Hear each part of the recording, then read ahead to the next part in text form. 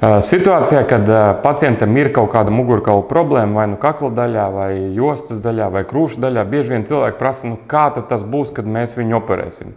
Tad es gribu pastāstīt tipisko scenāriju, kas ir 95% gadījumu mugurkaula problēma, kā tad tas viss notiekās.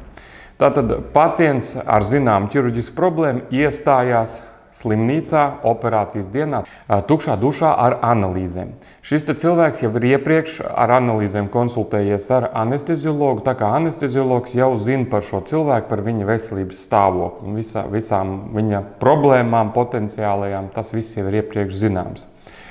Tad, kad pacients ir iestājies, viņš tiek pārģērbts speciālās vienreizējās drēbēs, ar kurām viņš dosies uz operāciju zāli.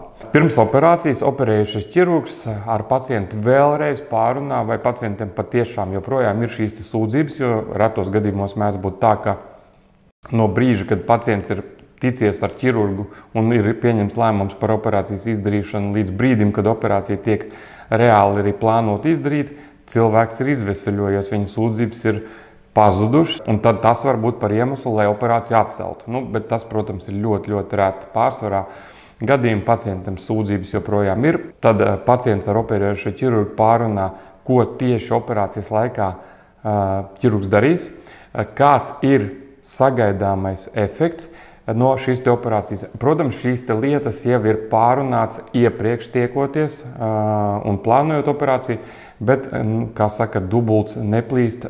Mēs vienmēr pārunājam vēlreiz ar pacientu, ko tieši mēs darīsim un ko tieši mēs no šīs operācijas plānojam sagaidīt. Tad operējušais ķirurgs kopā ar pacientu pārunā visas iespējamās komplikācijas.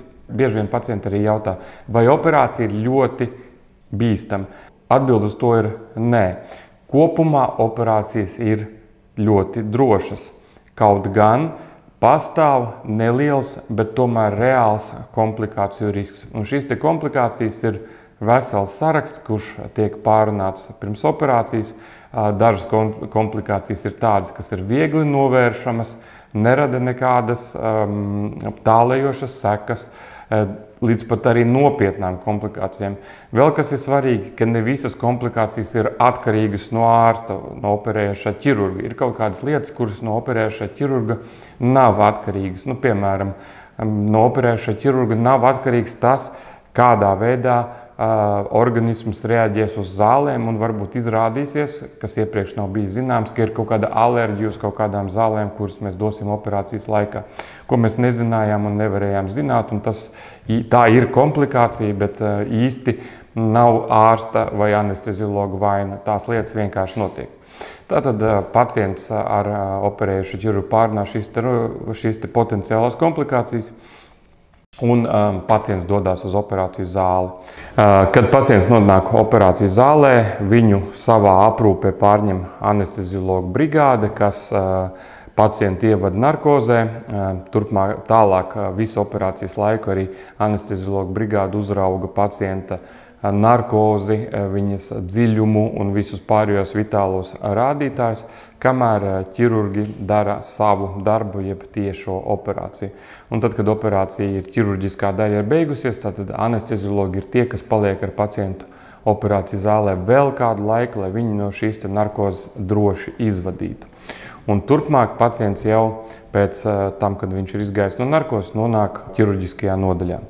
Visas operācijas, ko izdarām mēs, ir ar retiem izņēmumiem minimāli invazīvas operācijas, kas savukārt nozīmē, ka pacientam šīs operācijas ir viegli panesamas, un kas savukārt nozīmē to, ka pacients lielākoties 99% gadījumu var doties mājās jau nākamajā dienā pēc operācijas. Tas nenozīmē, ka cilvēks ir vesels, vai tas nenozīmē, ka mēs no pacienta gribam tikt vaļā pēc iespējas ātrāk. Tas nozīmē to, ka pateicoties apstākļiem, ka operācija bija minimāli invazīva, pacientam nav nepieciešamības ilgstoši atrasties slimnīcā. Pacients var doties jau nākamajā dienā pēc operācijas un atveseļoties mājas apstākļos. Dažos gadījumos, atsevišķās situācijās, ir iespēja, ka izraksta pacientu pat tajā pašā dienā pēc operācijas, kad operācija ir veikta kaut kāda neliela operācija vai ļoti droša operācija, kur praktiski nav nekādu draudošu komplikāciju.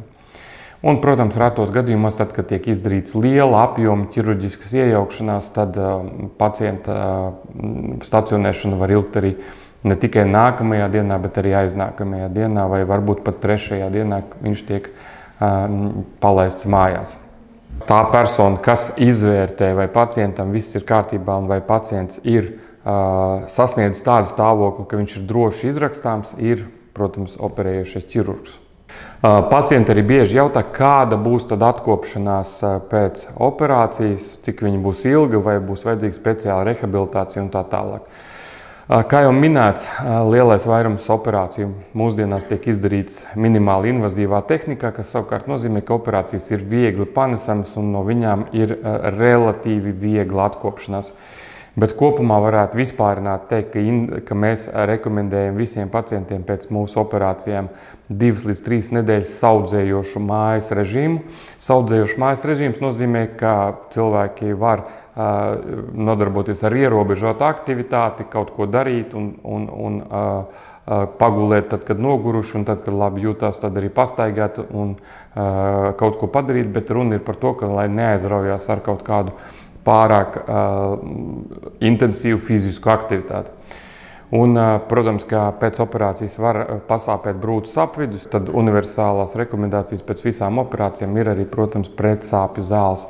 Pēc nepieciešamības, ja operējušais ķirurgs jūt, ka konkrētajā gadījumā būs vajadzīgas kādas spēcīgākas zāles par parasto ibuprofēnu vai paracetamolu, tad var tikt izrakstīts arī spēcīgākas zāles. Tiem pacientiem, kam ir veikta jostas daļas vai kakla daļas mugurkaula operācija, tiek rekomendēts arī pēcoperācijas periodā nesāt jostas vai attiecīgi kakla daļas ortoze, kas pēc būtības ir medicīnas palīga ierīce, kas stabilizē mugurkaulu, ierobežo kustīgumu, tādā veidā samazina sāpes un veicina dzīšanu un uzlabo gan dzīves kvalitāti, gan arī pašsajūtu.